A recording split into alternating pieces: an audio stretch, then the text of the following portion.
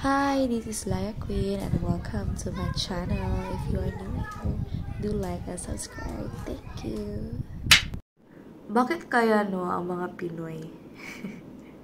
And it's still happening nowadays. Alam nila na you are trying your best, striving hard to reach whatever your plans and dream in life. They see that you are really striving hard and parang you're taking the right step, going up to the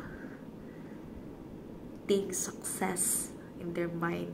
Like, sa tingin lang parang umaakyat ka. Bakit kaya ganun, no? Kung sino pa yung malapit sa'yo or let's say pamilya, kung sino pa yung dapat sumuporta sa'yo, sila pa yung manghihila sa'yo pababa. Alam nila na you're working hard, but they will push you down. As in, nasaktan talaga ako pagkalaman ko na minura yung ina ko. Nagsilitaan ng di masama dahil hindi lang nakapahiram ng pera. Now, if you're watching this video, welcome. This is Laya Queen. Now, I'm going to share the real talk for being a teacher here in Singapore. Yes, since teacher nga tayo dito sa Singapore, alam naman natin, mga Pilipino, kung ano ang tingin ng mga tao sa atin. Lalo na nagtatrabaho ka sa abroad. Napaka-asenso mo. Ang tanong, tunay nga ba nga asenso ka? Ang sagot. Well, in my case, dahil hindi naman tayo pareho lahat, but you might experience it. Marami po ako obligasyon. Firstly, eldest ako ng family. And before I work here, my main reason na nag-abroad ako ay para makatulong ko sa pamilya ko. Dahil witness ko na nag-aaway yung magulang ko dahil wala kaming makain. Umiyak yung mama ko dahil lubog kami sa utang. So, dahil nakapagtapos na ako ng pag-aaral, so, why should not I take risks? That's why I take risks. For the first place. The only thing is now, dahil nga sa tingin ng mga tao ay nasa abroad ako. Sa tingin nila, napakalaki ng sahod ko at wala akong pinanggagastos. Na parang nakongolekta lang ako ng pera. Pero hindi mo alam ang hirap na pinagdaanan ko para lang makapag-abroad dito. Ang placement fee, lahat ng utang. Marami akong tinakbuhan actually, pero walang tumulong sa akin. Nag-loan ako. Lahat ng yun, inarap ko. Talaga lang, beshi, mga kapwa akong teachers. Masakit lang isipin na nakikitang umiyak yung mama ko dahil hindi lang nakapahiram ng pera. Hello, napamura talaga ako. Kung siguro kung makikita nyo yung post ko, it is in Bisaya language, in Cebuano language, because I'm from Davao. Yes, yun talaga. Real talk lang, mga kapwa teachers. I am not making these videos for you para i-promote nagaganda talaga yung buhay mo. I-assure sa'yo na aasenso ka sa Singapore. Oo, malaki yung sahod. Pero yung mga deductions, yung tax, hindi man marami yung tax, isa lang. Yung mga bayarin mo sa buhay, una-una yung mga utang mo, syempre dapat bayaran mo lahat, diba?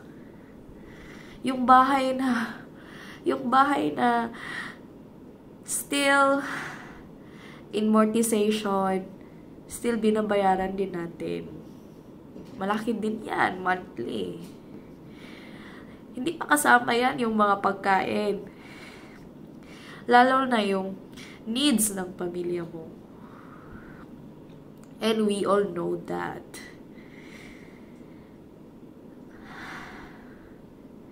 Mahirap talaga mag-ipon. Lalo na sa case ko. Napapauwi ako lang madalas kasi namimiss ko yung baby ko. Pero hindi ko naman blame yung sarili ko. Yan din yung rason kung bakit ako nagtatrabaho pa din dito. Kasi wala pa akong naipon para kay baby. Kasi nabuhos ko lahat sa pamilya ko. And another thing, gumagastos din ako dito. Pagkain ko, transportation, pati yung tinitirahan ko, nagbabayad din ako ng renta dito. Sa tingin mo may natitira pa sa akin? Magmumura pa sa harap ng mama ko?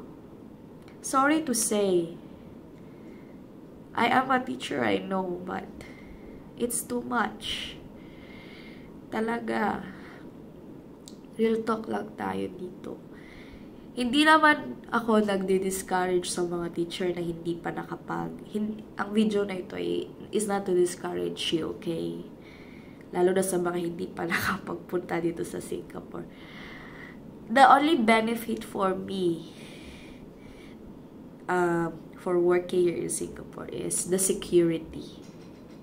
The hope na knowing na may sahod akong natatanggap compared sa Pinas. I-compare mo yung sahod mo dito sa Singapore sa sahod sa Pinas. Kung dito may problema na kung paano na akong magtatrabaho sa Pinas. Lalo nang hindi enough doon. So, kung sahod dito is much better nga sa Pinas. Dito na lang ako. Kaso, yun nga lang. Sacrifice talaga sa time at sa pamilya.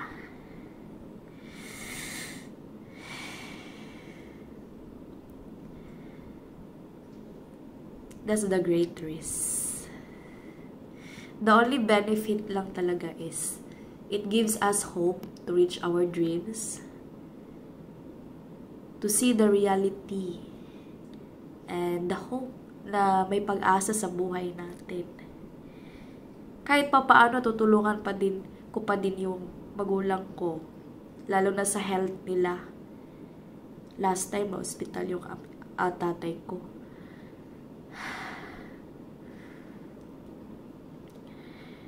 Lalo na yung first time na niya. Sa lahat ng mga maintenance nila, lalo talagang nakakatulong. Tsaka yung sa pagpanganak ko na bigla ang may emergency, buti na lang. Doon nahulog lahat ng pera ko. And honestly, wala na naman, zero na naman ako. Back to zero naman ako. Kasi ngayon, umiikot na din yung mundo ko sa anak ko. And sad to say, I am a mother but I am away from my child. Ang sakit. Sakit, no? Only mother knows what I feel. And that's the great sacrifice that a mother will do. Kahit masakit sa kanila. Pero hindi nila makaya din na makita yung anak nila someday na walang makain. Dahil walang mabigay si mother, si mommy. And I don't want to blame myself for that also. We have our own personal reasons. Hindi lang tayo mag-cross ng boundary. But now I'm sharing it to you. And I am not making this video again to discourage you. And I am not making this video to tell you na it is so good to work in Singapore. Okay? It's a great risk. You have to be careful. And when it comes to money, you have to budget wisely. That's all that I can share for now. Because it's been a long time na hindi ako nag-vlog. And if you have read this, read my post, my public post on my wall, nag-rant lang talaga ako kasi umiyak yung mama ko dahil minura siya. Dahil hindi siya nakapahiram ng pera. Walang-wala kami. Sa totoo lang. Kung meron man, pagbibigay kami. That's all. And if you want to follow some of my videos or help me, please like and subscribe. This is Like Queen. Goodbye. Bubog!